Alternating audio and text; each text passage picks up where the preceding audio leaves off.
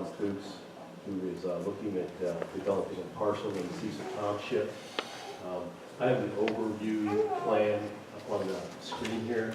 If we look on the far right, you'll see the Township maintenance yard here and maintenance building. And over on the far left,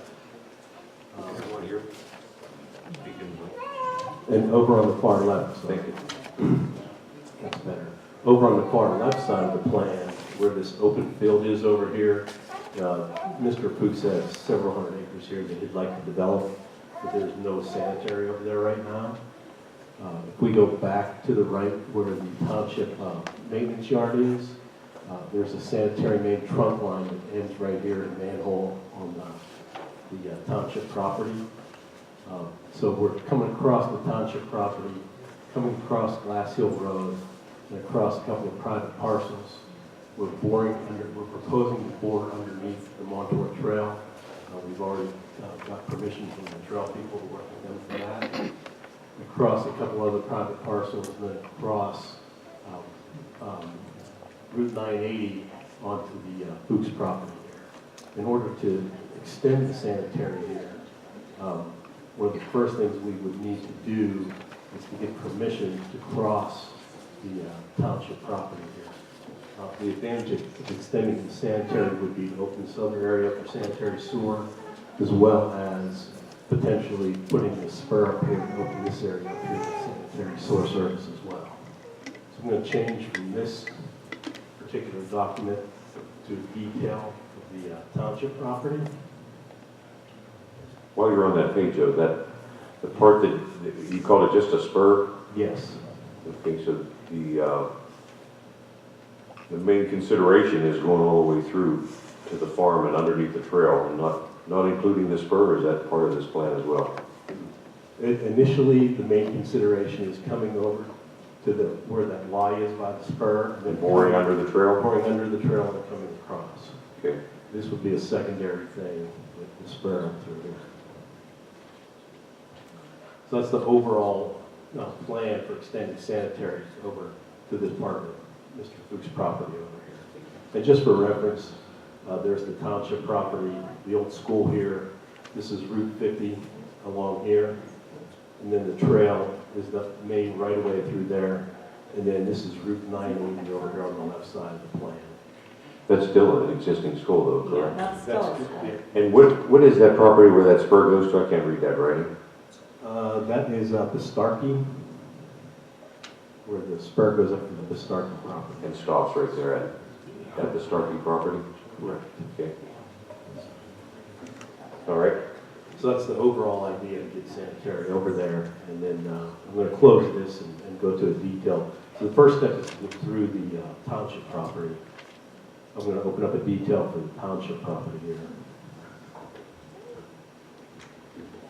I apologize, this is a little busy, but I'll, with the pointer, I'll get through it here. So what you see up front, Route 50 Miller's Run Road, up on the top part of the plan, and this main parcel here is the township maintenance yard, and you have Miller's Run Creek running through here, and over here is the park area to the right on this plan sheet with the pavilion here, and Glass Hill Road, where it intersects Miller's Run Road. Route 50. So the main sanitary trunk line ends at this manhole right here, just to the left of Miller's Run. And we looked at several ways to get across. Ideally, we looked at coming straight across the parcel and then extending the sanitary on the private property over here, avoiding this bridge here on Glass Hill Road. And we understand that by doing that, cutting this parcel in half would encumber that parcel with that sanitary. So you really couldn't do much with it if we did that. That was brought to our attention. So we analyzed several alternate routes. And I'll go over a couple of those alternate routes and what we're currently proposing. So the one straight across is obviously out. So we looked at picking up the sanitary and going across the front of the property. And would pick up on this sanitary line here, but getting so close to Route 50 and in between the right-of-way and the township building, concern was if we excavated that, would it cause a problem with getting too close to the foundation of the building, as well as if we had to get a highway occupancy permit with PennDOT for Route 50, which is cumbersome. And you can see the length of the route goes quite long. So that alternative, we're not too excited about that one, obviously. The other one was coming from, there's another existing manhole here. It was suggested that perhaps we come from that, cross the creek twice, and then run behind this existing storage shed. We went out and did a field visit on that area. There's only about 6 feet behind the storage shed to the top of the bank. So there's really no easy way to get any kind of heavy equipment in there to put the sewer line in. So that's very cumbersome, and working that close to Miller's Run. Not to mention, wouldn't you be cutting that loop across that Yes. you just paved in the park? We'd have to either go under it or cross it twice, and it becomes a problem crossing here. Let's let him finish his presentation. Yeah, so Please. that one's out. So ideally, we'd like to start at the existing sanitary manhole here. And this is about 14 feet deep, and it is an 18-inch line. So it is the main trunk line that ends there at that manhole. So we feel that the intent was to, at some point, pick up the sewer from that particular manhole. And the blue line down here, actually field located at the top of the stream bank here. And we drew a 50-foot buffer. This other blue line right here in front of the storage building is 50 feet from the top of the bank. That being important because typically Conservation District or DEP, they like you to stay out that 50-foot buffer zone from the top of the stream bank, a defined stream bank. So we were proposing to extend this line over, put another manhole in, come down and run as close to the existing storage shed as we can, miss the bridge, and then go on over here. We feel this or something close to this would be the best route for us to cross the property without encumbering too much of the property here. We understand there may be some future plans for this, so we were trying to stay as close to that 50-foot buffer with the sanitary so as not to, affect what you may want to do with this parcel in the future. So we're proposing to extend the line either through this route or something very close to this route so we don't mess up any future plans for what the township may have for this parcel. So we've analyzed pretty much every way we thought we could get that sanitary across there. And we feel that this is our best alternative to extend this through the township property. Be happy to answer any questions. All right, any questions? Yeah, the original plan for that property from years ago, when this building was built, the police department is a part of this building right now, but as the township grows through the years, eventually the police department always had a plan to have their own building, and that would become part of the administrative offices where they're at now. And the plan was at the time to, once we find or build a new public works building, we planned on raising the elevation of that property up 3 feet, putting up the police station back on the back of the property in front of that existing storage shed where you see by the stream. The law would require us to stay 50 feet off the stream. So it would be right basically starting on the top of your line there that you're showing. The rest of the area would be paved for parking for that building and for the park.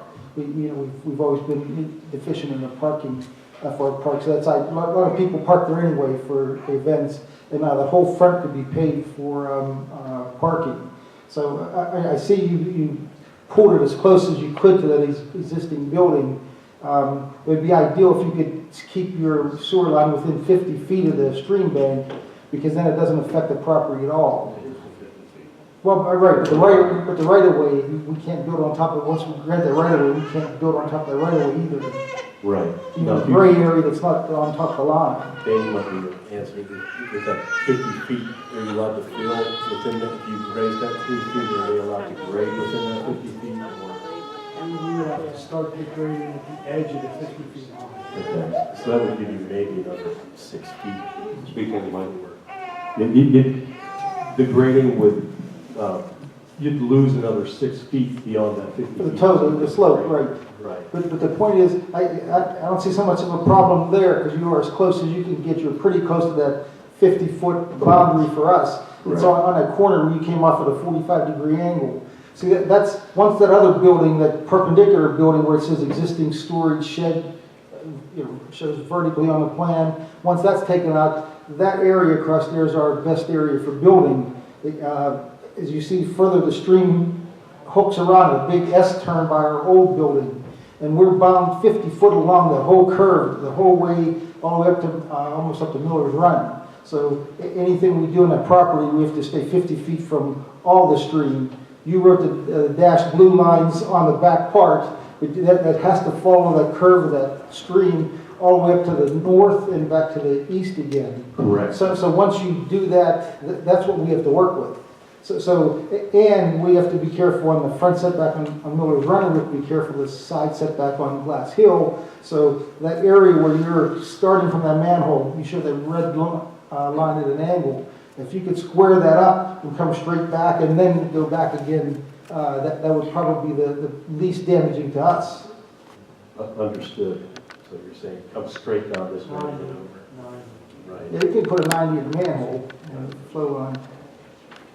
We could revise this to do that. It's still going to hurt us there. That's what I want the board to be aware of. If you could go from that existing manhole behind that existing storage shed, within close to that 50 foot, and then head back up to that corner up there where you want to be, in front of, real close to our back building there, that would be ideal. It wouldn't impact us a bit on that property.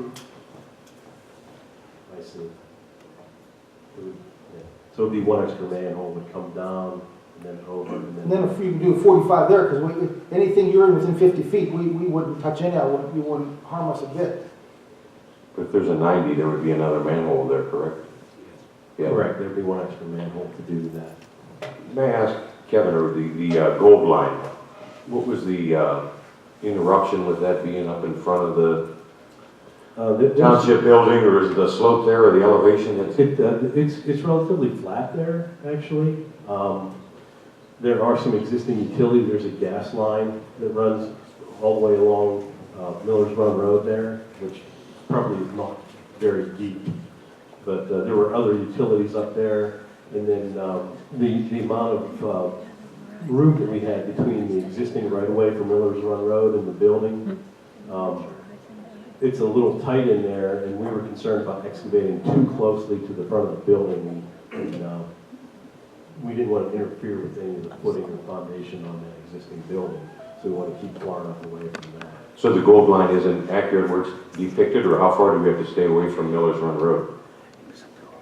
We measured it in the field. We could fit it through there. Our other concern is where this comes through this area on the left of Glass Hill Road. This looks very, I'm not an environmental scientist, but it looks very much like a wetland. And we're very concerned about coming through there and crossing through this wetland area right here. And that's the Calvin property? Yes, that's correct. Any other questions from the board? I guess my question is, I would be for the project, if you can make it work across the back there, across the building, then it doesn't impact our property at all. I know it benefits the upstream property owners, so I'm in favor of it that way, but like I said, that would be, basically you'd be cutting through the middle of our 1/3 of the property, you're coming back this way on the drawing. I have a question. How is this accomplished? I want to see if you can commit to that, or else if we can, I would suggest to my board that we put a condition on it, proving that it's behind that building. And however your design comes out, it comes out. I know you can We were out there collecting some field information today. We could analyze that. I'd accept a conditional approval with the rock going behind there and over. And I think we could make that work engineering-wise.